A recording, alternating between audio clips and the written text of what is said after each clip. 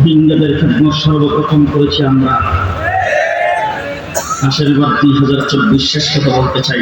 2024-এর 5ই August দেশ যখন স্বাধীন হয়েছে, ব্রিটিশ সরকারের প্রধানমন্ত্রী আওয়ামী লীগ, ছাত্রলীগ, যুবলীগের সকলের কোনো খোঁজখবর না নিয়ে তাদের সবাইকে ইতিম করে যখন পেছনের দরজা দিয়ে লেগে চলে গেলেন। পুলিশ বাহিনী যখন বলছে আমরা তো আওয়ামী লীগের চাকরি করতাম, আমরা হলাম আওয়ামী লীগ, সুতরাং আমরা এখন আর পুলিশ লীগ ছিলাম, আমরা এখন আর পুলিশের চাকরিতে যোগদান করবো না। তারা যখন অব্যাহতি দিয়েছেন, রোড ঘাট গ্রামগঞ্জ সব জায়গায় যখন পুলিশ নাই, যখন আওয়ামী দোসররা অকারেন্ট কটাইতে শুরু করে দিয়েছেন, তখন বাংলাদেশের গ্রামে গঞ্জের রোড ঘাট বাজার বন্দর পাহারাদারিতে যখন ছাত্ররা নেমেছেন, আমার কওমি মাদ্রাসার ছাত্ররা ছাত্রদের সাথে কাঁধে কাঁধ মিলিয়ে পাহারাদারির ব্যবস্থা করেছে।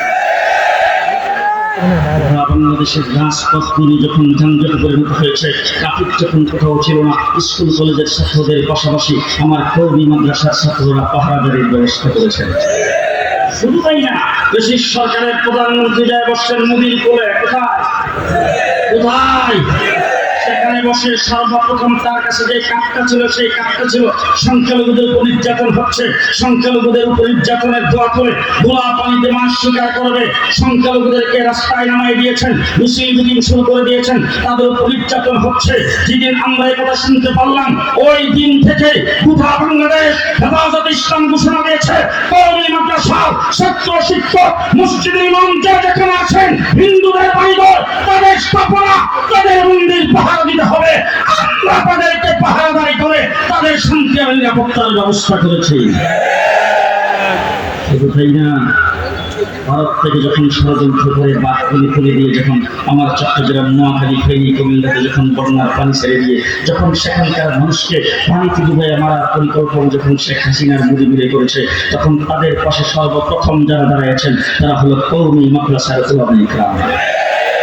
আজকে ষড়যন্ত্র করে ভারত থেকে ষড়যন্ত্রমূলক আমার দেশে বিচারপতিদেরকে দিয়ে কু করতে চেয়েছে, আমরা সেইগুলিকে নস্যাৎ করে দিয়েছি।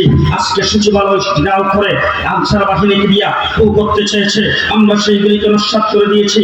বাংলাদেশে বিভিন্ন সময় বিভিন্ন অজুহাত উঠায়া তারপরে যখন বাংলাদেশে যখন তারা ইন করতে চায়, যখন দেশে গোলাপানিতে মাছ শিকার করতে চায়, গত 10 তারিখে ঘোষণা করেছিল রাজপথ তারা দখল করবে, বাড়ি সালাম দিয়ে তাদের কাউকে কোথাও পাওয়া যায় নাই, রাজপথ আমরা দখল করে নিয়েছি। রাত্র দিন সকাল সন্ধ্যা আন্দোলন সংগ্রামে সবসময় আমরা আছি। বর্তমান অন্তর্বর্তীকালীন সরকার ক্ষমতায় তাকে 3 মাস সহযোগিতা করে আসছি, সামনে যতদিন থাকবে আমরা সহযোগিতা করব। তবে একটি কথা বলতে চাই, যে সরকার আল্লাহর উপর পূর্ণ আস্থা ও বিশ্বাস সংবিধান থেকে মুছে ফেলেছিল, অন্তর্বর্তীকালীন সরকার কমিশন গঠন করেছেন সংবিধান প্রণয়নের জন্য।